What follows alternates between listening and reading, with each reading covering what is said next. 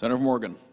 Mr. President, for the Trump administration to stomp to death the First, the Second, the Fourth, the Fifth, and the 10th Amendments to the Constitution is not immigration enforcement. It is a totally lawless abuse of federal power. The First Amendment guarantees Americans the right to make their voices heard and to document lawlessness by the federal government. It guarantees the right to peacefully assemble and protest against those abuses. The Second Amendment guarantees the right to bear arms. Regardless of what you think about current gun law, there is no justification for murdering a man who was lawfully carrying a firearm. The Fourth Amendment protects the American people against illegal search and seizure of their property. That includes private data and information, and I'll touch more on that in a minute. The Fifth Amendment guarantees the right to due process. Instead, Trump's masked agents are now stopping people across the country and saying, "Papers, please." Then they get thrown into unmarked vehicles, herded into detention centers, and deported to dangerous conditions without due process.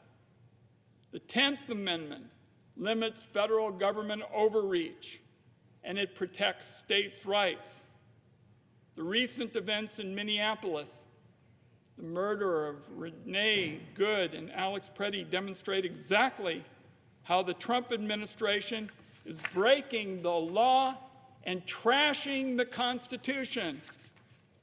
Mr. Pretti was exercising his First Amendment rights to peaceably observe and record abuses by ICE agents. He was exercising his Second Amendment right to lawfully carry a firearm, and he had a permit. He was murdered by the CBP agents. Renee Good was sitting in her car, exercising her First Amendment rights to peaceably observe the actions of federal agents. She was shot and killed in broad daylight. In both instances, there's ample video evidence to disprove the Trump administration idea that these Americans were domestic terrorists who were covering up lawful killings. I warned when Trump began deploying federal agents to our cities that lives would be at risk. That's now reality. So our country needs appropriate federal law enforcement to identify and remove those who committed violent crimes. What's not needed is an American Gestapo, rousting tourists, immigrants, and naturalized and native-born Americans alike with guns to their head. Shooting unarmed Americans on the street is not immigration enforcement. It's intimidation. It's a blatant attempt to suppress free speech and anybody who tries to stand up to Trump's abuse of federal power. Trump's ICE and CBP agents have clearly been trained in fear tactics instead of legitimate law enforcement. I've said it before, and I want to say it again before the Senate. Kristi Noem and the political appointees at DHS have got to go. So I'm calling on ICE and CBP agents in our streets to get out of our communities. I'm pushing for legislation to get them out of schools and hospitals, places of worship, child care centers, courthouses, and additional public spaces. I'm also calling for the end of ICE locking people up who don't need to be, including the end of family detention and privately run immigration detention centers. And I call on the Border Patrol to go back to ports of entry and get out of the business of terrorizing our communities miles away from duty stations. If an individual has committed a local crime, then local law enforcement can step up. It's far past time these armed agents who've now murdered 2 American citizens and shot more under disturbing circumstances are sidelined. ICE and CBP agents certainly have proved they can't be trusted in our communities with weapons and firearms, as we've seen. If you listen to Trump and his crowd, they seem to think it's the American people who ought to be disarmed. I think most people around our country understand we need to overhaul immigration to continue the rich history of welcoming immigrants and refugees as we secure our border and enforce immigration laws. That's not what Trump's lawless activities are about. Right now, ICE is destroying the rule of law, not protecting it. I've made it clear I cannot and will not support more federal funding for Trump's ICE unless there is an end to these killings and abuses and accountability for everybody involved. In its current form, ICE is no longer an immigration enforcement agency. It is Trump and the administration's personal Gestapo. There can be no more funding for ICE while it kills people on the streets, incites violence, and defies the law. When Democrats have the opportunity, we will investigate and publicly prosecute anybody complicit in these murders, from Kristi Noem to Mr. Bovino, all the way down to the ICE and CBP agents that pulled the trigger on Renee Good and Alex Pretti. It's also important to investigate the agents who have subjected immigrants, including children, to extraordinary cruelty.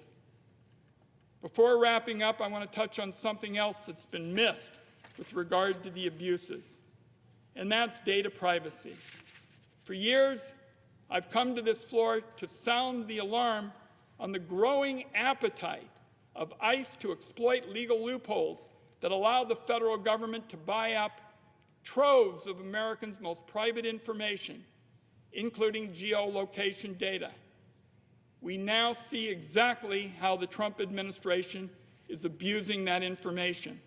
ICE is using Palantir apps to collect biometric data and run protesters through facial recognition systems.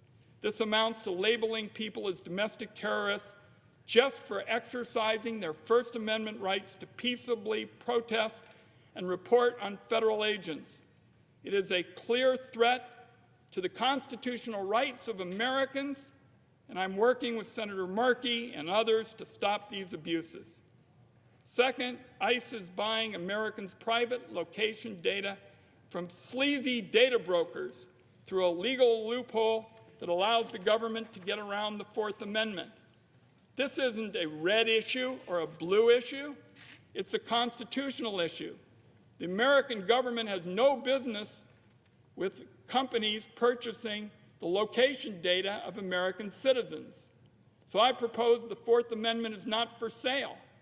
That would put a stop to the government being able to buy up troves of Americans' personal data from anybody who's got a credit card. We ought to be pushing to get it passed into black letter law as soon as possible so that agencies like ICE don't have access to the personal information of millions of Americans. Finally, my investigators exposed that ICE is using government data from state motor vehicle departments and other federal agencies. It's refused to answer questions how that data is being used. So we're leading a fight here in the Senate to rein them in. I've warned states that care about their residents they better stop sharing DMV data and enabling ICE abuses. ICE is using this information to target Americans on our streets. My view is, Mr. President, it's important for the Senate to recognize that data privacy is now a life and death issue in America. As long as Trump's agents are shooting American citizens dead on the street, this administration having access to our private location data and other information is a threat to everybody's safety. I'll close with this. My parents fled the Nazis during the very real threat of growing authoritarianism in Germany. What the Trump administration is offering us is indeed the authoritarian playbook. Attack the weakest in order to cow the rest of us. My family knows a thing or two about watching a democracy slide toward authoritarian rule. we know a little bit about what comes next. The American people have a right to feel and be safe. No one should be forced to live in a country where they're terrified that the federal agents might bust your door open in the middle of the night. I hope that all Americans who have a chance to follow this discussion and learn about it in the days ahead will speak out, and that all Americans will never, never, never yield their liberties. I yield the floor.